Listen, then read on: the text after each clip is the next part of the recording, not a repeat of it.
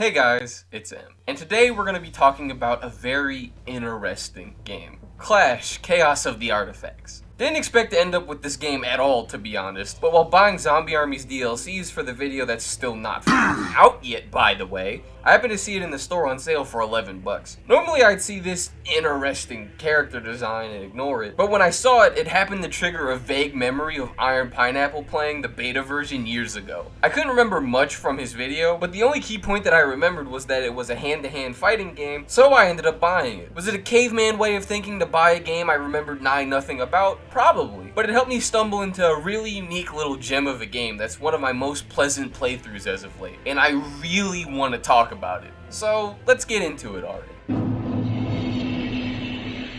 The gameplay here is interesting, and I imagine could be very divisive. Our main character here, Pseudo, is a fist fighter. When you look at combat in this game, you may think it's a simple cut your brain off and smack buttons kind of thing, but coming into it with that thought process, like I initially did, will make you think it's the clunkiest, worst controlling game ever. Let me explain. Here you have a light combo, special attack, a dodge, and a parry. There's also a super bar, but we'll talk about that a bit later. Those things I just listed are the main things you will be doing. Where the nuance comes in is how these things flow together. If you simply mash the punch button, Pseudo's combo ender will feel clunky and awful. If someone's winding up an attack while you're mashing, you'll be trapped in your animation, causing you to eat hits damn near every time, because you won't be able to input your dodge or parry. The parry works on a very small stamina bar at the start of the game and grows over time. If you're mashing, the bar will go down and your parry, even if you do land it, won't stun the enemy. It feels flat out disgusting, and why for the beginning of the game, I was really struggling to like it. I was able to mash past a good bit of the intro, but once the bigger threats appeared, it was a battle to make any real progress. But over the course of the game, I eventually learned to understand it. It functions more like Absolver than something like Yakuza. You see, the reason you feel like you're struggling through mud if you're mashing is because Pseudo here can cancel out of attacks, but he can only do it after a punch of his lands. So if someone's trying to attack you while you're striking them, you can immediately cancel after landing your punch in order to block or dodge it. This in itself is cool, but then you notice you don't only have to cancel into dodges or parries. You can cancel into other strings. Once you get good at this game, you'll be able to land your combo ender that usually knocks the opponent back a bit, dash up, and keep the pressure going. But that's not all. When you play well, the game rewards you with the super mechanic that I mentioned earlier. When it fills up, Pseudo will usually elbow the opponent in the face before triggering a first-person camera. If you keep the pressure going at this point, Pseudo will eventually land a super strong strike that will annihilate the enemy's health bar, usually instantly killing smaller stuff. It feels fucking amazing when you reach this point of understanding. And like Pseudo is this super strong badass that could destroy anyone in a few moments. It ends up being strong.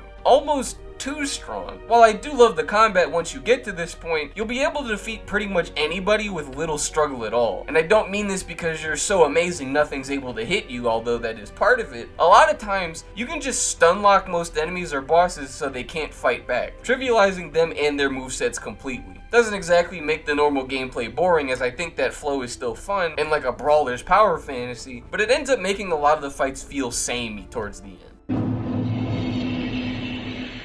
But this isn't just purely a beat-em-up kind of game. One of the most unique traits about this game is the dice, which you're seeing on screen. Whenever you fight anything intelligent, so basically anything that isn't an animal, you can invoke the first law, which forces you and your opponent to compete in this dice game for benefits in the actual fist fights themselves. I'll admit it, at the start I expected to hate it a lot, thinking it would just be a silly little gimmick I try once and ignore for the rest of the game. But it ended up unironically being one of my favorite parts of the game as a whole. At first it seems simple, just roll the dice and get a higher number than your opponent. But then they hand you these little chisel things that let you do stuff like reroll or lower the value of your opponent's dice at the simplest, or at its wackiest, let you add 6 points to the board with a crab, or randomize every die in a quadrant of the board. At the start of the game when you don't have any dice, it feels like a relatively fun distraction. But once you reach the end of the game where you and your opponent have 3 or so groups of dice to roll, and 7 or so of these modifying chisel things, it's the most tense shit you can ever play. And this isn't including the stuff you can get if you win. There's tons of creative punishments you can give the enemies if you find certain items in the world. Some of these are simple, like getting the first hit or limiting movement. But once you get the better items, you can do things like summon them in any fight the dice game can be played, or make them swallow poison so they'll be stunned randomly in the fight. One of the best parts about the whole thing is, most games with stuff like this will have a mini-game exclusive theme that they play, right? Some chill music for you to take a breather from the moment-to-moment combat. This game doesn't do that at all. They want you to know the stakes are still high. This leads to situations like boss fights having the most intense OSTs play in the back while both of you play, making the scenario feel fucking epic despite how silly it is in actuality. My favorite example of this is the final gauntlet or the final boss, as you really feel the weight of the games being played, and they might mean the difference between you winning or losing a more difficult fight. I heavily fell in love with this system, and sometimes I wish there was a mode where you could just play it against certain bosses or something if you wanted a fun little distraction while playing the main game.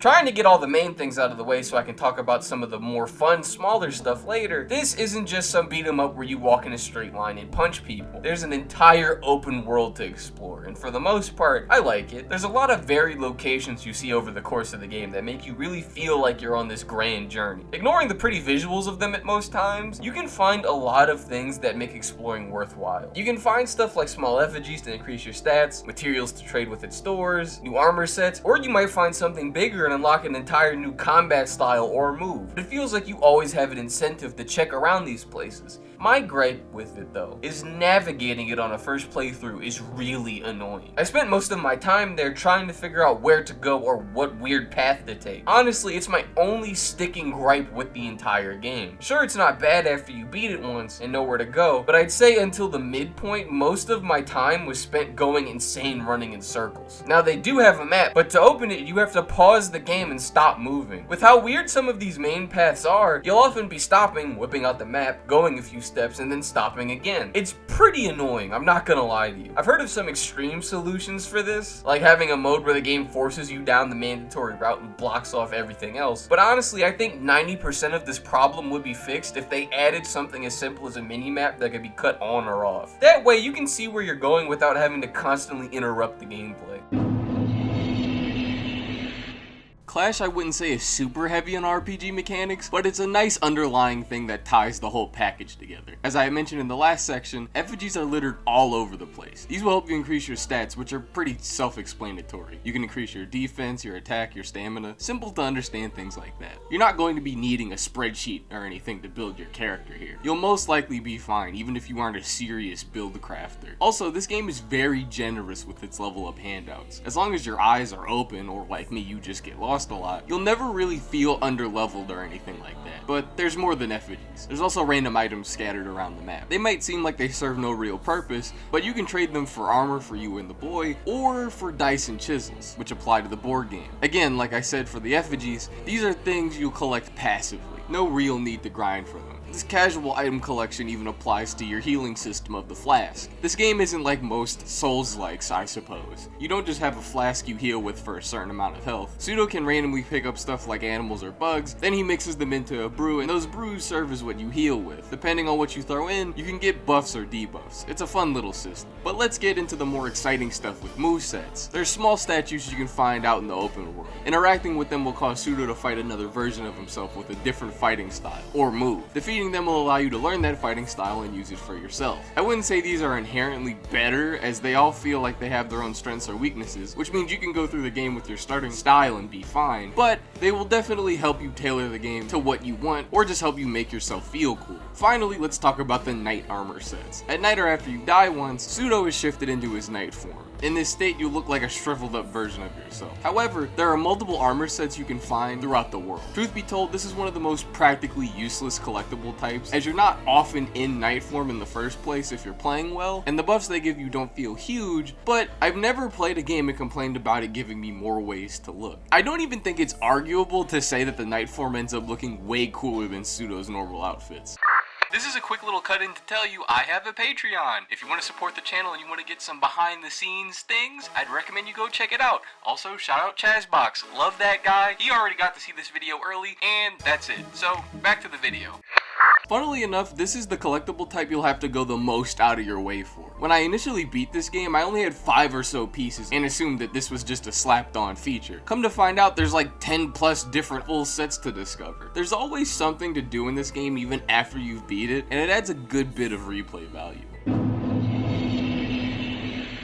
Now that we've talked about the basics, let's talk about the plot and writing here. The general basis of the story is very simple and something you've seen many times before. A lone strong man with no purpose running into a youth they need to protect. You might think I'm about to say it's overdone or something, but I'm not saying that as if it's a negative. With it staying on that simple framework for the most part, it makes it so we can focus on small interactions between our main character Pseudo and Boy. Yes, this little thing's name is Boy. Not gonna lie to you, I didn't really expect to grow attached to these two, but the small talk they have is really good. You get to see the contrast between a clearly hurt but numb guy and a relatively naive child that's afraid of hurting people. One of my favorite lines of dialogue in the entire game is the boy asking about Pseudo's father. For a quick bit of background catch-up, Pseudo's dad left him while the boy's grandfather dies at the start of the game. The boy asks if Pseudo was hurt when his dad left him, but Pseudo brushes it off, saying it doesn't really matter. That's just how the world is. The boy says his grandfather never left him, but Pseudo quickly snaps back and says, "Look at where that got him." It was such a real conversation that separated him from a lot of these other grizzled father figures I've seen in gaming media as of late. It's such an immature and harsh response to reflect on how Pseudo never really seemed to come to terms with being left, so he'd rather ignore it or act like it doesn't matter. Well, at the surface, he comes off as a dude who has it all together. When you hear moments like this, it's more accurate to say he's just doing what he has to do. I'd love to gush more about them and their small conversations I remember even 2 months or so after completing the game, but I feel that alone would extend this video by a good clump. But to continue on the good writing aside from them, I want to talk about Gemini, who is our main antagonist for this game. Now, she only really gets 2 scenes in the entire thing, one at the start and one at the end. So you might be wondering why I think she's such a well-written character. It's because if you read into the few things she does say, they paint a full picture. Like Pseudo on the surface, she looks fucking terrifying, more like a monster than anything else. But when you first meet her, she talks about getting the boy. She mentions how she's growing weak and needs a cure that the boy can provide. She's not randomly seeking to destroy this kid's life, but it seems to be the only way she can fix herself. When you reach the end of the game and defeat her, she says she never really liked her position in the first place, and speaks like she was more so forced into it. Too much power and too much greed, in her own words. Defeating her is good for you as she can't hurt your adoptive son, but it's not presented as a flat-out net positive, especially in the moment. You're fighting to protect your way of life, but in turn, you practically ruin hers. It's so good but so subtle, you wouldn't really notice her plight unless you read deeper into her words. And there's so many more scenes that I love, it hurts. We got funny scenes, we got emotional scenes. It all really just works perfectly in my opinion. But let's get off of the direct storytelling, right? Let's go into a really subtle detail that I love. The basic enemies of this game are bounty hunters trying to get the boy and give him the Gemini. You may be expecting a massive roster of throwaway goons, but that's not the case here. You end up fighting the same 10 or so goons across the entire game. You might be wondering how it's possible to beat up these guys and they keep coming back, but it's because, well, you're fist fighting these guys. Pseudo doesn't kill anybody over the course of the game, he just knocks them out, so they always come back. I really like this detail. I can't think of any other games where it's not just some of the bosses coming back, but the basic goons as well. It leads to them having this villain of the week type vibe to them when you're walking into an area and you hear them talking. You're kind of happy to see these dopey looking dudes after a while. There's a lot more I could go into with how this game sets up its world and its writing, like my favorite line between the boy and Pseudo at the literal end of the game, but I want you guys to play this too, so I'll keep it to myself for now, and maybe talk about it in a future video.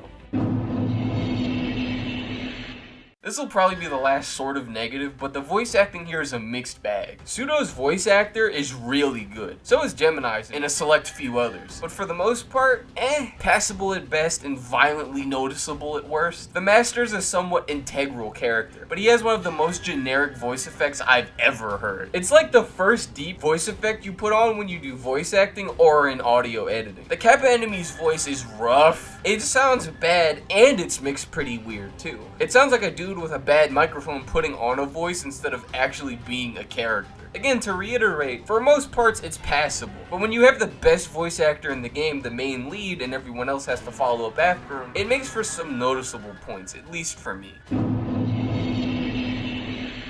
let's talk about the elephant in the room finally. This game has some weird design choices. Our main character here looks like a hairy, multicolored thumb. The boy looks like a hellish raven, and the mercenaries look really strange too. If you're an art style snob, it might turn some people off, but for me, it makes the game stand out. Yeah, Pseudo could have just been a guy and the boy could have just been a child, but then it makes them slip into the sea of forgettable at face value indie characters. With designs like this, if you saw them anywhere, you'd immediately recognize what game they're from and who they are. And with the good writing, as I mentioned earlier, it'll become more of a passing thing you don't acknowledge the absurdity of until someone who doesn't know what it is mentions it.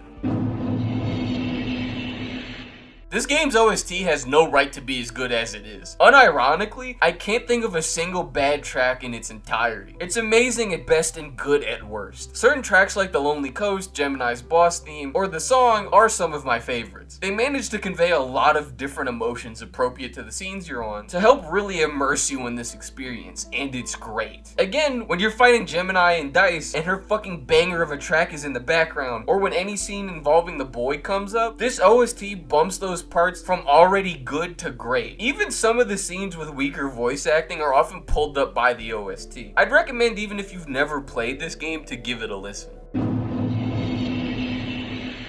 Clash is a very interesting but very good game. I can't really say I've ever played anything like it. While the plot's a simple but nice story, when it comes to everything else, it's a really different and unique experience. Do I think it's a game anybody will just pick up and love? No. The art style and combat I think would scare most normal people away. But once you accept those things, I feel you have a real overlooked, underappreciated gem on your hands, with tons of unique content to play around with. If you're the gaming hipster of your group or just want something different, I really recommend you pick this game up. It's a really fun romp I wish more people knew about. Anyways, truth be told, I didn't have a video ready for today, so I'm gonna knock out a topic from a video I wanted to do ages ago. I want to blabber about Gemini from Clash just a little bit longer. I'm hoping if you're watching this video you saw my last one, but there I said she was an interesting character with a subtly told story. I just wanted to dive a bit more into that. Also, since this character is an endgame threat, I'm going to be talking about the endgame spoilers here. You've been warned. Gemini is, well, like most others in this game, very unique in her design. She's very big physically. She's one of the most imposing figures in the game. Even when we look at her introduction, the camera work is sure to reinforce this fact. She towers over Pseudo the moment she gets close to him. Even when the camera reverse shot focuses on him, her shadow completely covers him. To add insult to injury, the moment she gets sick of Pseudo, she simply tosses him out the window as if he's some paperweight or something. At a glance, she looks like a very dumb brute kind of character. Like she'd only speak in grunts and be a minion for the true big bad of the plot. Even her theme starts off pretty intense, like it matches that sort of character.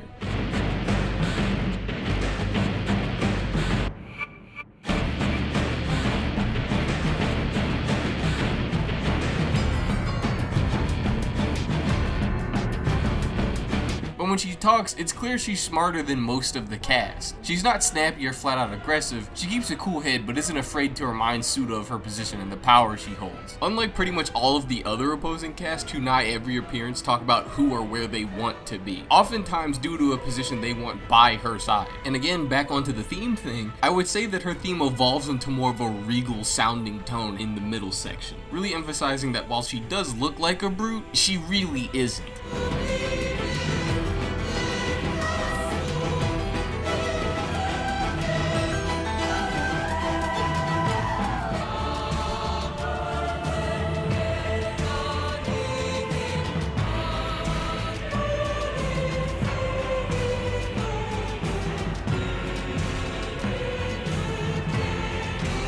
All of these things together really help reinforce her grand status over all of the other characters you run into. She's the one who rules over this land currently, and is also the one sending the other characters after our main pair. She's not just a strong goon, but a powerful ruler with strength of her own elite enforcers, and the ability to maintain power through the one law that she put into place. Notice it or not, her influence hangs over Pseudo and the boy the entire game. It could end here. She could just want the boy to kill him for some evil reason, and seem like the calm but vicious dictator type. But if you pay attention to her dialogue and design, it's very clear there's a bit more going on than just her against us. Just by looking at her, you can see she has 2 main heads and a few others that seem dead or unable to do anything, even having some not fully grown limbs sticking out of a few of them, like small legs or arms. It's kind of unsettling once you notice it. The first head seems to be what she means to say, but the second head appears to just say her inner thoughts. Also, note this for a bit later, the second head talks significantly weaker than the first. I don't think it's much of a jump to come to the conclusion that Gemini is dying. Pseudo says as much when he's tossed from her tower. So why is old Gemini so keen on getting her hands on you? What makes her think you can keep her better half from rotting away? We never see her at a point where the other heads were alive, but I don't think it's much of a jump to say that beforehand they could have been, and now she's only been left with 2. There's a bit of tragedy in it. While I personally believe Gemini is simply one being, as her and her other remaining heads seem to be on the same page about things, you could read into it as these other heads being maybe siblings, or in short some other beings with different personalities, fallen and deformed on her body. Either or scenario is unfortunate, but one I'd argue is a lot worse than the other. This comes full circle now, as you might be asking, why would she need the boy? Given her introduction and her next scene are hours apart, some may have forgotten she makes it very clear she needs the boy alive. But listen to me very carefully. You and every other meathead mercenary is going to have to remember this. I need the child alive. If he's dead, he can't help me. And the second head chimes in saying to heal her. Heal me. To move to the boy for a second, because for context I have to, the boy's ability is to link things together. When one of the things he links is hurt, they both hurt. And when one is healing, they both appear to be healing. He can also use this ability to transfer energy from one person to another. This is shown in the scene where the boy's brother gives his energy to Pseudo using the boy as a conduit. It appears she wants the boy for the purpose of keeping her other head alive, if not to revive her other heads as well. She's falling apart, and the boy is the only real solution to her problem. I find this very interesting because I feel in most other stories with the heroic protagonist, they'd find some way to resolve this conflict with the boy healing her, but then going back with Pseudo and staying under his protection. That would be the straight, simple way to write this. But Pseudo isn't a super heroic type protagonist. He isn't fighting for the greater good or to save the world. He's fighting because the boy gave him purpose. This is made very clear in the final scene of the game, where Pseudo says he doesn't care about the world. I don't care. I don't care about your grand plan. I don't care about Xenozoic or whatever the cack there is on the other side of the mountains. He's my son, and nobody gets to take him away. He's not the gruff but focused protag someone like Kratos is in the new God of War games. Through his interactions, it's clear he's kind of a selfish, immature guy that was making it through life in his own sort of way. He's fighting for his own happiness, which Gemini stands in the way of. That's the reason she has to be defeated. So we have a character fighting to pretty much stay alive, then we have another character who's fighting to maintain his way of life. In a way, you could argue they are mirrors of each other. Gemini wants the boy and doesn't care who she has to deal with to save herself. And Pseudo wants to protect the boy and doesn't care who he has to deal with to do so. It's really interesting when you dig into it. But why did I go off on this little side tangent about Pseudo and the type of character he is, right after saying most other stories probably wouldn't end like this one does? Well, it's because I think that due to that, the conclusion for Gemini's plotline is kinda sad. Pseudo defeats her. This then leads to her saying, If I was healthy, if I was whole, I would never have been defeated. Seemingly referring to if all of her heads were alive. But then her other head, who I want you to remember is the one that says her inner thoughts on things, chimes in and says, It was always too much power, too much greed. I am tired. I am so very tired. It's not the tough exterior we've seen from her so far. It's a more vulnerable side that seems to show she didn't even really like her position and what came with it. To me, it sort of led to this takeaway that either A, she became a ruler and eventually grew sick of the role, or B, what I personally think, she became a ruler to find a solution to her slowly dying body. It was taking a toll on her mentally, but to fix herself, it's what she had to do. You gave me no choice. Choice?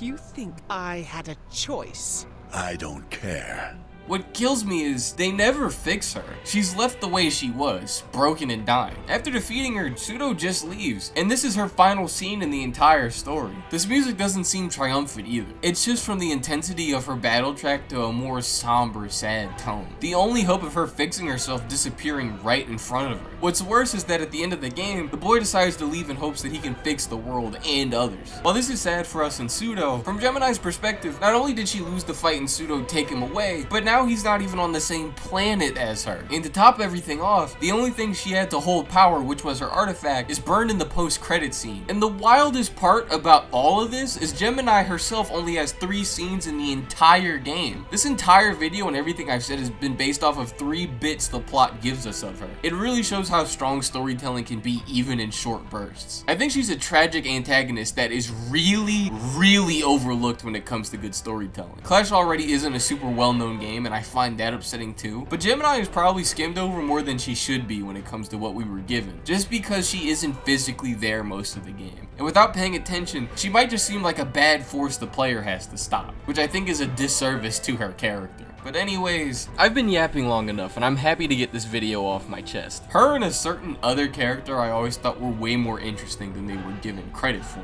But today's subject is our main character, Pseudo. Now, Pseudo I think is a very interesting character for the reason they don't try to do a ton of unnecessary things with the plot here. 80% of the framework is defeat Gemini and her forces, and the remaining 20% is split between 2 sections very far apart. This means instead of focusing on new overarching major threats or events that cause us to focus on them solely, we get a lot of time with Pseudo and the boy. It forces us to have a lot of small moments with our main pair here and get a good grasp of who they are individually, as there's many times where it's just the 2 of them on the road between places. In a game with a bland protagonist, this would be a death sentence, but here, I think it played into the simple but effective charm this game has. But before I go into Pseudo, I have to go over the cliff notes for the boy he travels with. It might seem like a weird start, but there's some parallels you won't get unless I go over these things. At the start of the game, the boy's grandfather and guardian is killed. Pseudo happens to live around the area and hears the commotion. He then takes in the boy momentarily, and we find out that Gemini, our main antagonist and subject of my last video on the game, wants him to heal her. The boy's powers are to link things or transfer energy between them. He's a defenseless child, and Pseudo is the main thing that stands between him and the dangers of the world. Now, on to Pseudo. Like I said, he's introduced having saved the boy, but there's 2 things established around this portion of the game that I think are very important to his character.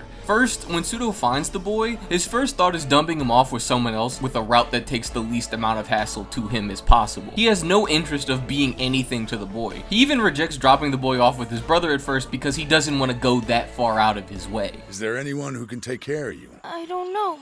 Anyone who knew your grandpa? My brother, but he doesn't want to see me. Where is he? In the mountains? Too far out of my way. Maybe someone from Gemini's palace could take you there. She's always got messengers going back and forth, taking care of her business. The only reason Gemini learned Pseudo has the boy in the first place is because he was originally going to just give him to her. It isn't until she makes it clear that she has no regard for the boy's grandfather dying and seems to have bad intentions for him that Pseudo decides to not give him to her. I assume you're here about the boy? That's right. Good. Very good. So where did you see him? Was the old man still with him? The old man was his grandfather, but he's dead. The child is undamaged. Pretty much. Good. I don't care about the old man. It'll be easier without him.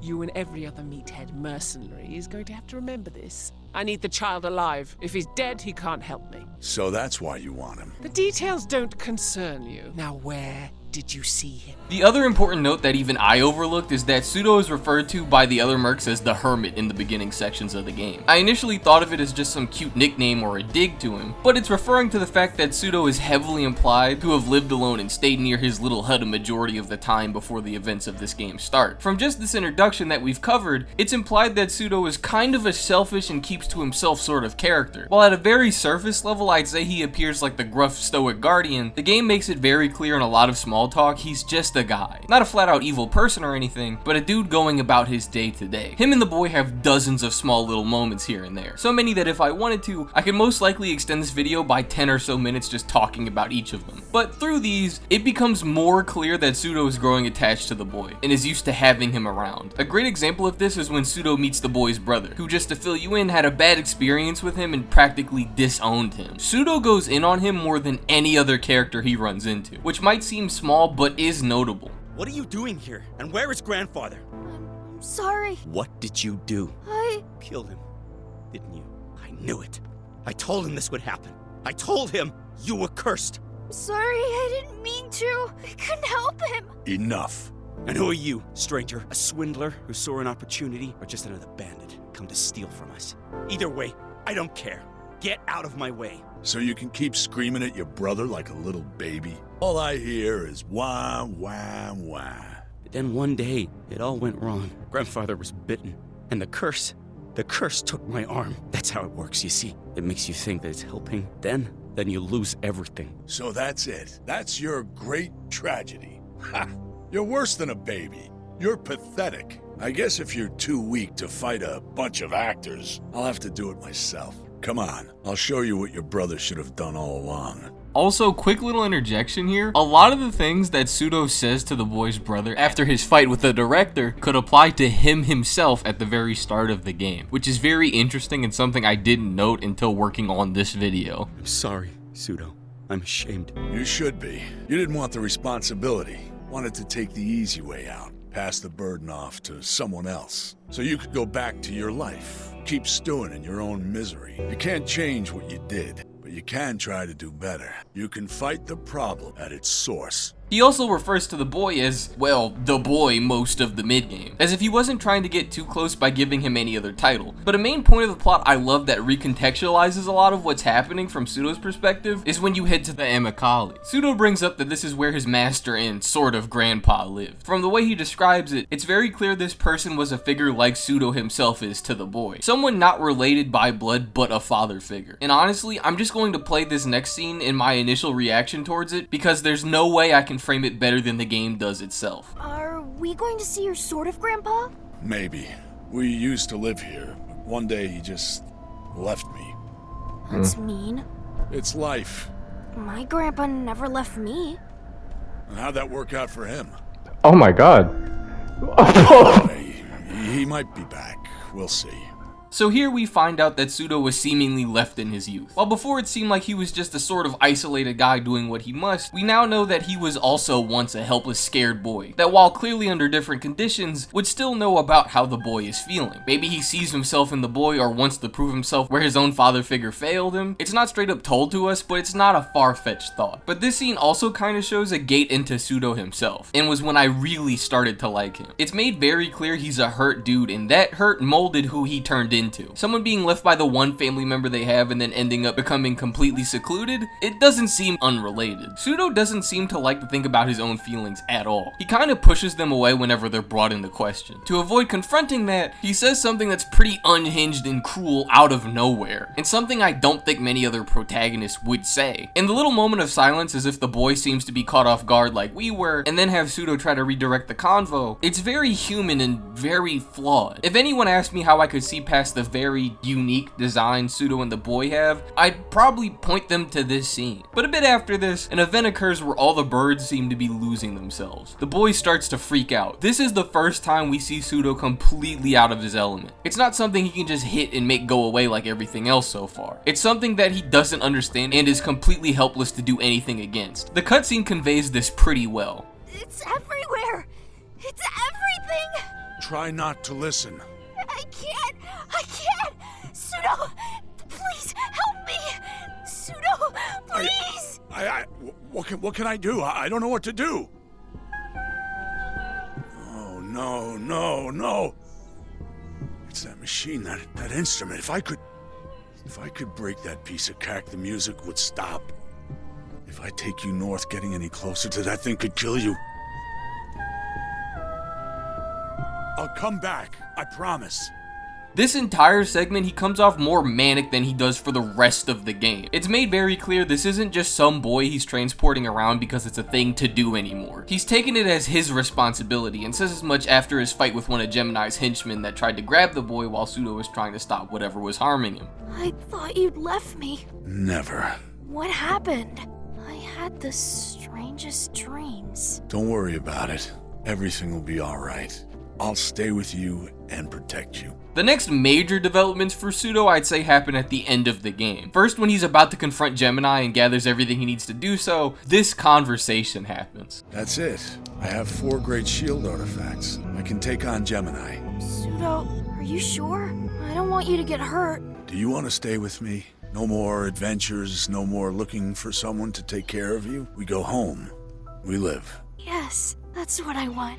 Then I have to finish this. It shows that they care about each other and he's fully around to being the boy's guardian. The next is when he's actually confronting Gemini and her henchmen, specifically before fighting Moonsun. Here, have a listen. I won't let you get to her. I won't let you destroy everything we built here. Built? We used the One Law like it was meant to be used. We imposed order on chaos. Without us, you'd be no better than the Corwids. And how do you repay us? How do you repay her? I'm sorry that I have to shatter your delusions. I guess we all have stories we need to tell ourselves. But she shouldn't have tried to take my boy. First, Pseudo doesn't really disprove his point about the One Law or how they're better than the Corwids because of it. He simply specifies she shouldn't have tried to take my boy. As my second point on this, and a quick note, this is the first time he refers to the boy as his. Then he goes on to defeat Gemini. And as I said in my last video about her, Gemini is a tragic antagonist in my eyes. She wants the boy for the sole purpose of healing herself. A stoic protagonist may have let the boy heal her and then leave, but Pseudo doesn't. Pseudo simply defeats her and goes. This is a character who at the start of the game acknowledges that she's rotting away, but doesn't seem to care enough to help her. So why is old Gemini so keen on getting her hands on you? What makes her think you can keep her better half from rotting away? I think that these two scenes show the overarching character progression that Pseudo goes throughout the story. He goes from a hurt, selfish, isolated man living on his own to avoid confronting himself to an overprotective, selfish man who finally found one thing to care about again. Don't get me wrong, Pseudo isn't malicious or anything. He doesn't seem to want to hurt the boy or any random innocent people, but acknowledge he did all this fighting to protect this bit of happiness he found. He isn't doing this to save the world or anything grander. He finds peace in the boy and he's protecting that. He doesn't logically debate Moonsun or engage with Gemini's "do you think I had a choice" statement because they don't matter to him. You gave me no choice. Choice? You think I had a choice? I don't care. They're in the boy and Pseudo's way, so they have to move. The final section of the game kicks off with the two finally going home after all of the journey is done, just for Pseudo to wake up and find out that his father figure has taken the boy. This isn't an out of nowhere event, as this is set up in an earlier scene we skimmed over, as I don't think it's super relevant to this conversation in my opinion, but this is our final conflict, and it allows for quite a few dynamics to bump into each other. When Pseudo catches up to his father figure, who we're simply going to call Cax for this video, we're fully informed that another group wants the boy as he might be able to help the world. But Pseudo chimes in, again, with one of my favorite scenes. Caxtay, you will not take my son. Do you hear me? This is about more than what you desire, Pseudo. You do not want to be alone. You want to have meaning in your life. I understand that better than you can ever imagine. If you knew how long I've waited. But we cannot act only for ourselves, like the Corwid of the Free. You know that the boy will never be safe in Xenozoic. There will always be another Gemini, another monster, out to get his power. I want things to get better, and the people I serve, perhaps with the boy's abilities, they will make things better. I don't care. I don't care about your grand plan. I don't care about Xenozoic or whatever the cack there is on the other side of the mountains. He's my son, and nobody gets to take him away. Not even you, Master. Now logically, for the good of the world, we should side with Cax on this, but I'm pretty sure all of us took Pseudo's side here. It's flat out illogical and selfish, but we've been fighting to protect our boy, and it'd be all for nothing if we gave him up here. Also notice again, he calls the boy something outside of the boy. He calls him my son. This isn't someone just coming to take his son at this point like how Gemini was. It's his father who left him coming back to take his newfound son away. Cax shows remorse for this entire development, but he isn't backing down either. This leads to a fight where it's very evident Pseudo is far weaker than Cax. He lands some punches that stagger him slightly, but the gap is so big that it doesn't matter much. At the end of it all, we're left with a pretty understandably controversial ending. The boy runs out, saying he wants to try and help the world, that he might be their only hope. But Pseudo chimes in, "You're nothing but an experiment to them." The boy acknowledges this, but he wishes to help regardless, to be a hope to the world. We also get a flat admission from Pseudo, saying he doesn't want to be alone again. Even watching his body language for a majority of this scene, he's broken in this moment. And after all that, the boy then heads off with Cax to potentially create a better world. As I said, this ending's a bit controversial in the fandom from what I've heard. It kinda seems like a spit in the face of everything Pseudo was doing. We We do all this to protect what he had, but it gets taken away regardless, by a threat that was mostly forgotten about by the time this occurs. For the possibility of a better world, we don't even get any glimpse of. But from a narrative standpoint, I do get it. It's the boy making his first big choice, as it's clear the boy loves helping people where he can over the course of the game. He's a good-natured kid after all. And for Pseudo, he's finally forced to let go of the one thing he found meaning in, but is also forced to respect the boy's wishes and not just do what he wants himself, making the boy a passive player in his day by day. I want to say I like this ending. The music and writing here are top notch. I just think it happened a bit too fast. There's no time skip or any room for Pseudo to finally take in his victory. He just wakes up the same day he defeated a dictator to find someone else has taken his son, and then that he's most likely not coming back. It's unnecessarily cruel. Had the boy at least got to stay for a while before this occurs, then we could have known Pseudo got some peace at the end of it all. But no, instant kidnapping. Regardless, I love Pseudo due to the fact that he's not blatant with a lot of his issues. Like with Gemini, most of it's told subtly, and you can read into it if you want. He's not a super heroic protag or some stoic bulwark that doesn't emote but wants to protect the boy. He's a flawed, pretty normal guy. He feels human for whatever he is. A majority of his story beats aren't delivered while smashing a jar over someone's head or fighting some monster, but him simply walking and talking, slowly revealing himself to the boy and us as the audience. I think he'll probably remain one of my favorite indie protags and protags in general for a while just because of that. I don't think the father figure with issues is a super unique plot, especially with Joel and Kratos floating around while this game was being worked on, but I feel the devs kind of knew that, so they focused on small moments to make you love his character instead of trying to reinvent the entire wheel. But anyways, I've been rambling long enough. As always, as long as you're respectful, I'm glad to discuss in the comments, and I've been out, and I am out.